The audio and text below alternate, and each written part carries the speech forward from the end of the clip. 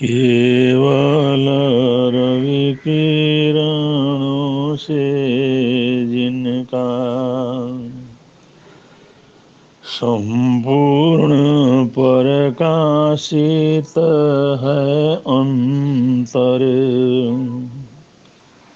उनकी वाणी में होता है तत्वों का सुंदरतम दर्शन। सत्य दर्शन बोध चारित्र पथ पर अविरल जो बढ़ते हैं मुनिगण। अरहत देव परम आगम गुरु को, अरहत देव परम आगम गुरु को शत शत वंदन, शत शत वंदन, शत शत वंदन, शत शत वंदन।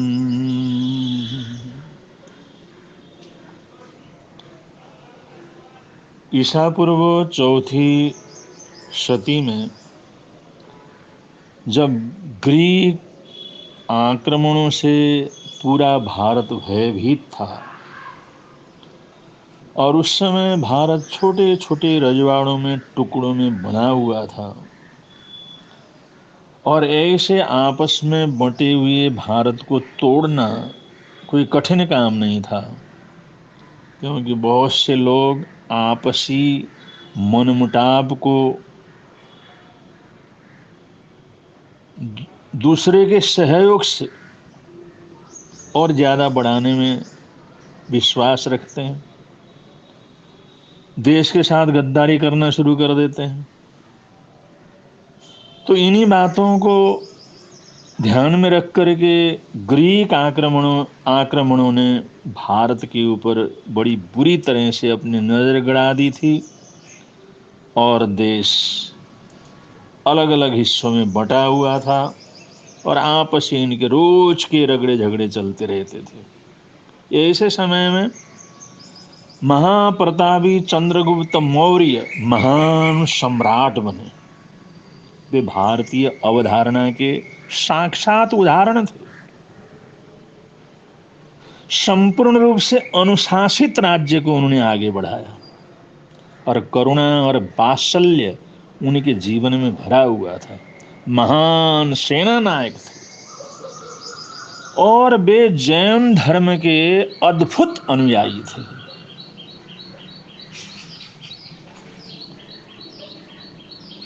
ईसा पूर्व चौथी शताब्दी में चंद्रगुप्त मौर्य ने संपूर्ण देश को जोड़ करके एक बृहद भारत की रचना की, और इसमें सबसे बड़े सहयोगी बने महान रणनीतिकार, कूटनीतिज्ञ, सर्वश्रेष्ठ महामंत्री, परम देशभक्त गुरु चाणक्य, आचार्य चाणक्य। उनके सहयोग से, उनके मार्गदर्शन से, उनकी सहायता से, क्योंकि उनका भी लक्ष्य अखंड भारत की स्थापना करना था, तो इन दोनों महापुरुषों ने अखंड भारत की कल्पना को मूर्त रूप दिया, और वह भारत का ऐसा महानतम साम्राज्य था, न ऐसा पहले हुआ न बाद में। ऐसी अद्भुत जो है भारत की समृद्धि, भारत का साम्राज्य और भारत का नाम पूरे दुनिया के अंदर छाया हुआ था। और जो इतिहास में बहुत लोग जानते हैं, सुनते हैं, अशोक अशोक चंद्रगुप्त मौर्य के पोते थे, और उन्होंने केवल कलिंग को अपने देश के साथ जोड़ा था, वरना ये सारे भारत को एक करने वाले सम्राट चंद्रगुप्त मौर्य थे।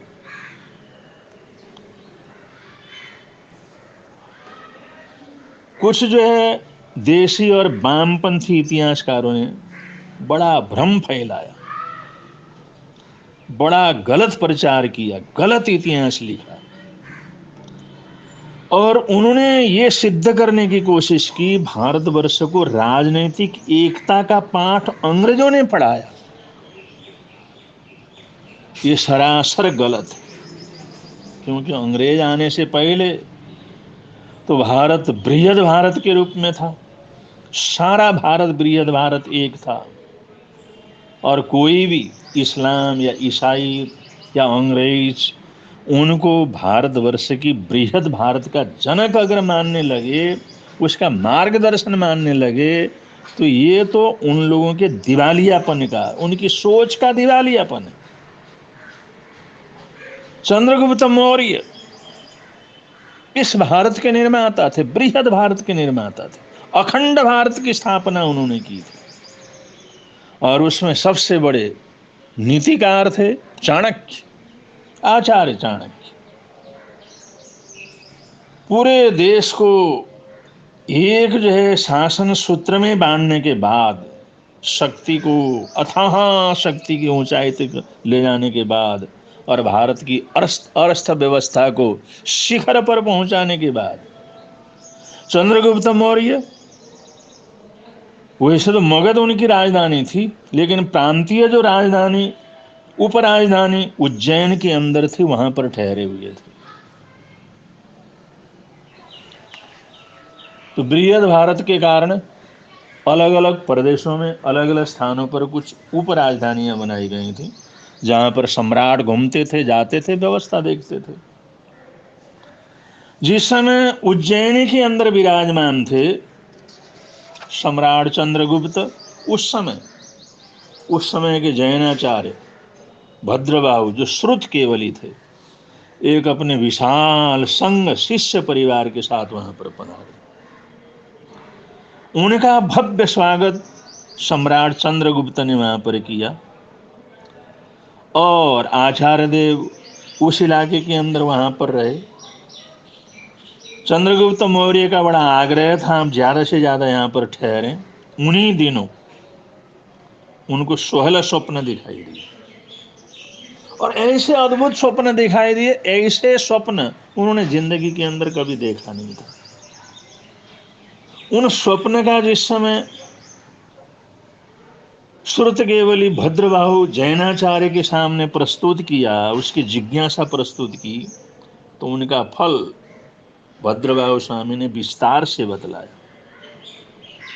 और इतना उसको वैज्ञानिक ढंग से, तर्क संगत ढंग से प्रस्तुत किया, और बहुत से ऐसे उदाहरण प्रस्तुत किए, जिससे उस स्वप्न से एक बड़ा लंबे चौड़ा जो देश के आने वाले समय के वातावरण का चित्र चंद्रगुप्त मौर्य के दिल के अंदर छप गया कि आने वाला समय क्या है, कैसा है, और उसकी स्थिति क्या होगी। आचार्य निमित्त शास्त्र के अद्भुत ज्ञाता थे।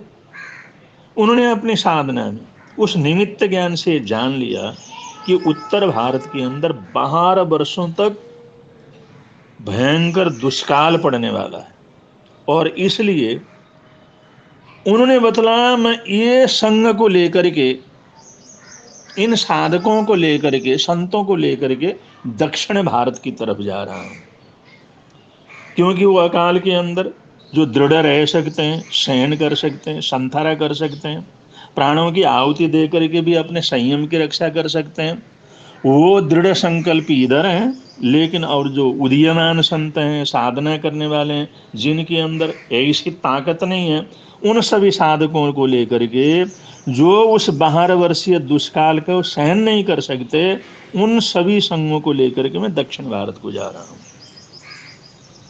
वो सारी स्थिति सुन करके, सारी स्थिति जानने के बाद, और वो दुष्काल भी किस तरह का रहेगा, और उसके अंदर क्या क्या होगा, और उन्होंने जो 16 स्वप्न दिखे, उसका भी क्या क्या फल सामने आएगा, ये सारी बातों को समझने के बाद, क्योंकि उन्होंने जिंदगी के अंदर बहुत कुछ बचपन में किया था, बहुत कुछ नौजवानी में किया था, सम्राट थे, बृहद भारत के सम्राट थे, अखंड भारत के सम्राट थे, इसलिए कोई चीज उनके मन के अंदर तो रह ही नहीं थी, कोई अभाव तो था ही नहीं, सब कुछ तो उन्होंने प्राप्त कर लिया था। और उनको वैराग्य हुआ। उन्होंने सोचा मानव जीवन को मैंने, अब जब भारत की व्यवस्था मैंने सारी कर ली, सारे राजनीतिक हिसाब से, आर्थिक तौर पर, सामाजिक तौर पर जो कर सकता था सब कुछ कर लिया, तो उनको जो है अब उपरत होकर के गुरु चरणों में समर्पित होने की भावना पैदा हुई। और उन्होंने अपने आप को जैन भागवती दीक्षा के अंतर्गत दीक्षित करने का निर्णय लिया। और उसको साकार करने के लिए उन्होंने अपना जो मुकुट था वो अपना पुत्र बिंदुसार के सिर के ऊपर रखा, उसको सारी जो है जिम्मेवारी दी। और उन्होंने आचार्य भद्रबाहु स्वामी से जिन दीक्षा अंगीकार की। और दिन दीक्षा अंगीकार करने के बाद परिस्थितियों को देखते हुए जैसे आचार्य ने निर्णय लिया था, आचार्य भद्रबाहु के साथ दक्षिण भारत की तरफ वो पधारे और शरमण बेलगोला के पधारे और वहीं पर विराजे। और मुनि भद्रबाहु ने भी वहीं पर संलेखना ली। एकमात्र अपना शिष्य चंद्रगुप्त, जिनका नाम दीक्षा के बाद, दीक्षा के पश्चात मुनि प्रभाचंद्र था, मुनि प्रभाचंद्र नामकरण किया गया था, उनको छोड़ करके, उनको पास में रख करके शेष जितने भी साधु थे उन सभी साधकों को, सभी साधुओं को उन्होंने ठेठ और दक्षिण भारत में पांड्य राज्य की प्रदेश की तरफ उन्होंने भेज दिया, क्योंकि उधर जैनियों की संख्या बहुत थी, जैन धर्म के प्रति अटूट विश्वास लोगों का था। और जो उस दक्षिण भारत में, ठेठ दक्षिण भारत पांड्य राज्य की तरफ, प्रदेश की तरफ उन्होंने सबको रवाना कर दिया। और सिर्फ एक शिष्य जो सम्राट से मुनि बने थे, चंद्रगुप्त, और उनका नाम प्रभाचंद्र, मुनि प्रभाचंद्र था, उनको रख करके सबको वहाँ से आगे भेज दिया। और प्रभाचंद्र मुनि ने यह अपना बड़ा भारी सौभाग्य समझा कि मुझे गुरुदेव की सेवा का मौका मिल गया, उनके चरणों में रहने का मौका मिलेगा, आखिरी समय उनके चरणों में व्यतीत करने का मुझे मौका मिला। इसको बड़ा भारी सद्भाग्य उन्होंने समझा और अपना जीवन उन्होंने उनके वैयावृत्त के अंदर लगा दिया। और साथ साथ में उन्हें संलेखना भी चलती चली गई, समाधि संलेखना के अंदर भी हो रहे। और चंद्रगुप्त मौर्य मुकुटधारी सम्राट के रूप में अंतिम सम्राट थे जिन्होंने जैन भागवती दीक्षा अंगीकार करी। शरमण बेलगोला, वहाँ जो चंद्रगिरी पर्वत है, जिसको चिकबैठ कह करके पुकारा जाता है, दो पहाड़ हैं आमने सामने, और वहाँ पर आज भी भद्रबाहु स्वामी की गुफा है। वहीं पर आचार्य भद्रबाहु स्वामी ने और मुनि प्रभाचंद्र जी ने समाधि प्राप्त की थी, और उनके चरण चिन्ह भी वहाँ पर मौजूद है। सारा इतिहास वहाँ पर मौजूद है। भद्रबाहु स्वामी, चंद्रगुप्त मौर्य जो है वो मुनिराज को लेकर के शरमण बेलगोला पधारे और चंद्रगिरी के अंदर विराजे। उसका नाम था चिकबैठ, लेकिन वहाँ पर इनके संथारा करने के कारण, उनकी साधना करने के कारण उस पर्वत का नाम चंद्रगिरी पर्वत पड़ा, चंद्रगिरी पर्वत। इतिहास की पुस्तकें इस बारे में मौन कि चंद्रगुप्त मौर्य, उनका आखिरी क्या हुआ, कैसा समय व्यतीत हुआ, इस बात को इतिहासकारों ने छिपा करके रखा, उन्होंने उसका उल्लेख नहीं किया। चंद्रगुप्त मौर्य कठिनता से प्राप्त किए हुए साम्राज्य को, इतने बड़े साम्राज्य को 50-60 वर्ष के बीच में उन्होंने छोड़ करके वो पूरी तरह से सन्यास के अंदर चले गए, तो कितनी बड़ी घटना थी, कितना अद्भुत ये जो दृश्य था, और कैसा ऐतिहासिक प्रसंग था।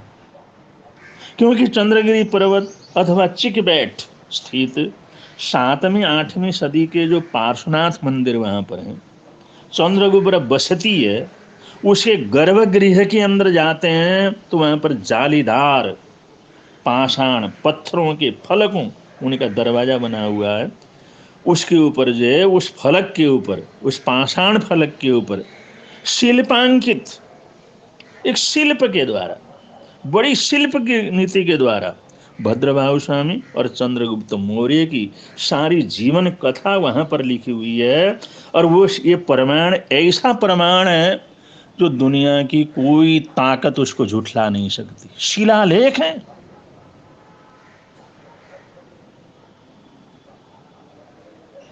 अब ये पत्थरों के अंदर लिखा हुआ, पूरा जीवन लिखा हुआ है।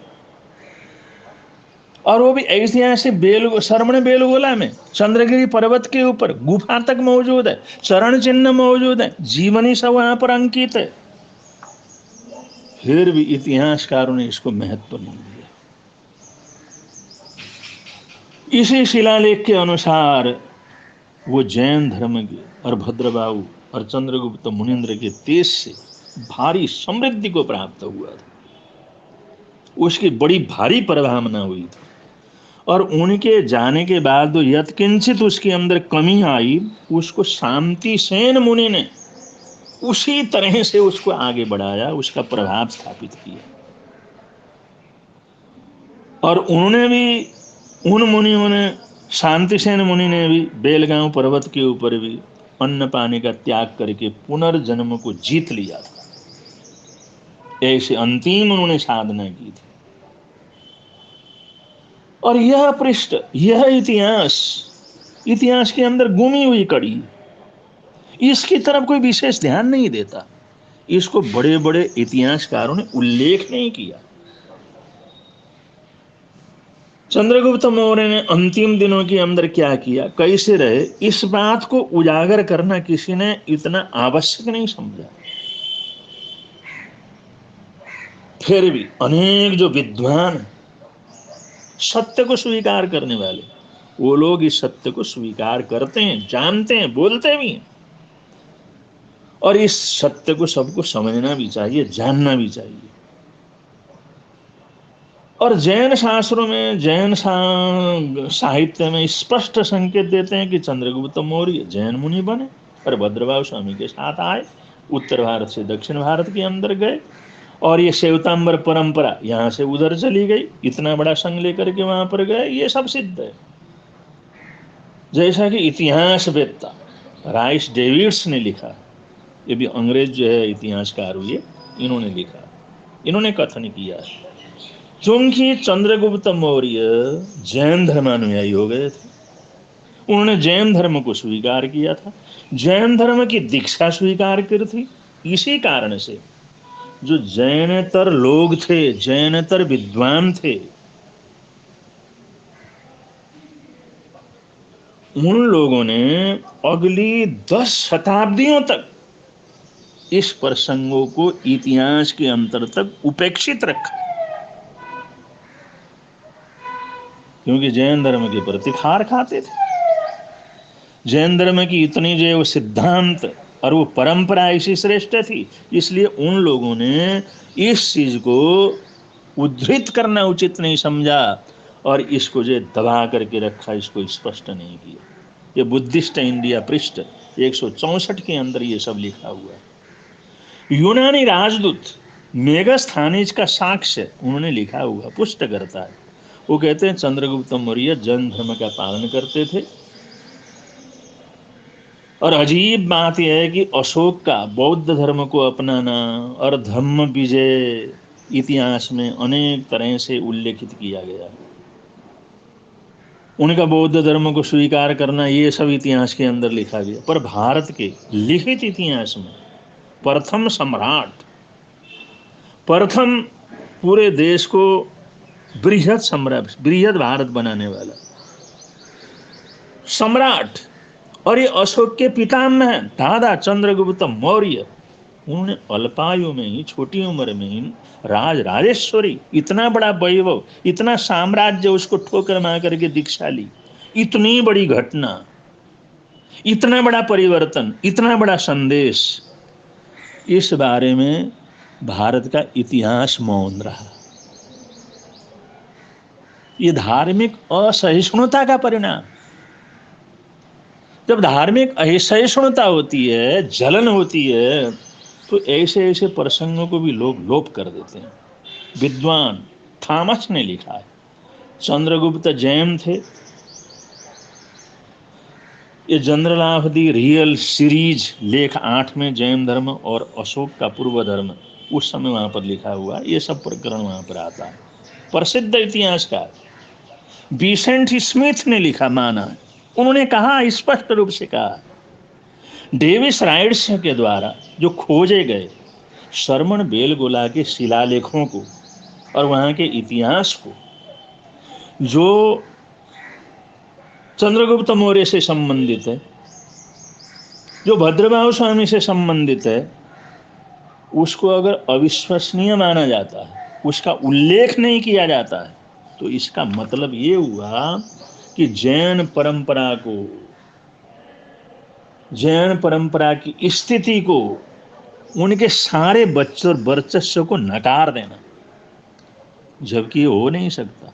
हजारों लाखों साक्ष्य मौजूद है, दक्षिण भारत हो या उत्तर भारत हो, हर जगह पर 5 किलोमीटर में भी अगर खोजा जाए तो वहां पर जैन मूर्तियां मिलती हैं। कोई ऐसा तीर्थ नहीं है जहां पर जैन मूर्तियां न मिलते हो, जैन साक्ष्य न मिलते हो, जैन मंदिर न मिलते हो, जैन साधना पद्धति की वो चिन्ह न मिलते हो। वो सारे देश में तो भरा पड़ा है,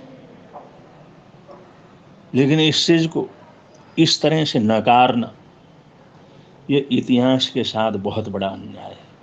वो जैन मुनि हो गए थे। यह परंपरा अपने आप में पूरी तरह से सत्य है।